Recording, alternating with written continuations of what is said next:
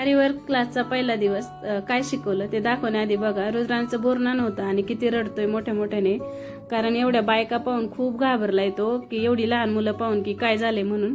तर तुम्ही पाहू शकता पाठीमागे सीमाने खूप छान डेकोरेशन केले, रुद्रांचे बोरनान काढून पतंग लावला एक, आणि हळदी कुंकू पण होतं त्याच्यातच. तिने दोन्ही कार्यक्रम एकत्र ठेवले होते त्याच्यामुळे ते पण खूप छान पतंग लावली. आणि त्याच्यानंतर छोटे छोटे पतंग पण खूप छान लावलेत. मला आधी वाटलं घरी बनवलेत, पण एवढे छोटे पतंग विकत पण मिळतात हे मला तिला विचारल्यावर कळलं.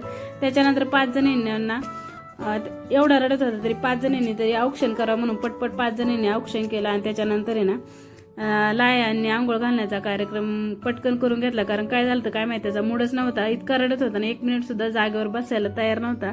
त्याच्यानंतर सीमाने आलेल्या सुवासिनीने हळदी कुंकू लावला आणि छान असं वाहनासाठी तिने स्टीलच्या वाट्या आणल्या, तुम्ही पाहू शकता. आणि सगळ्यांना वाण देऊन झाल्यानंतर छान असा नाश्त्याचा कार्यक्रम झाला. तर बघा खूप छान दिसत होती ती, ब्लॅक कलरची साडी घातली होती त्याच्यामुळं ब्लॅक कलर तसं सर्वांना छान दिसतो. तर मी तिला म्हटलं तिळगुळ घे आणि माझ्याशी नेहमीच गोड बोल, आणि असं म्हणून मी तिला तिळगुळ भरवलं.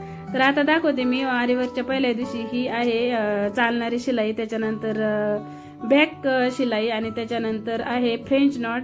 असं एका दिवसात आम्हाला हे 3 शिकवले मॅडम.